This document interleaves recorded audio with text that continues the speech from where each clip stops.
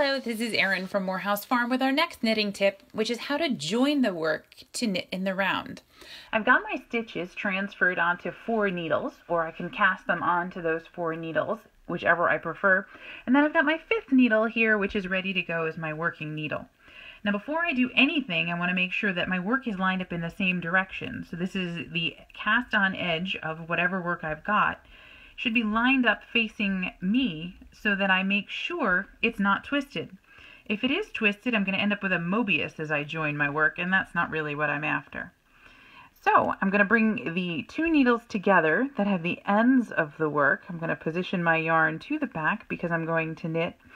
And I want to make sure that my first stitch, right, with my working needle and the needle not from the live yarn side, is going to be knit pretty snugly, because this is one of those joins that people get nervous about. It's kind of like the E-loop cast on where you always have a mile between the last stitch and the one before it. So go ahead and pull that one nice and tight as you knit.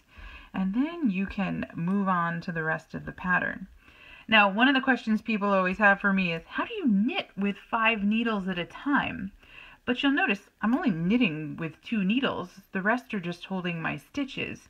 And from here, it's now an experiment in personal preference and comfort as far as where you want those needles to go. Now see, this one down here is poking me in the left hand and making it very difficult to knit. I find that I like to actually push the stitches farther away, and then when I start knitting or purling, as the case may be, this needle comes up in between my working fingers, and that's a little easier comfort-wise for me. And then I can continue right on my way. And that's up to you how you want to hold them, but again, remembering that you're only holding and working with 2 needles at a time.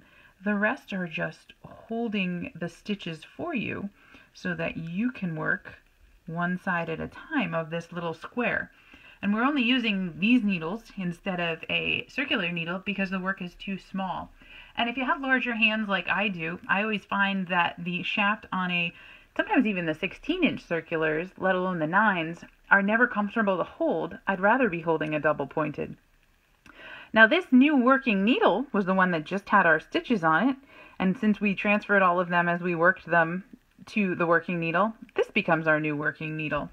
So we turn the corner here, and again, wherever you're transferring from one needle to the next, in terms of working your stitches, you want to make sure that's good and snug so that you don't end up with any funny gaps in there.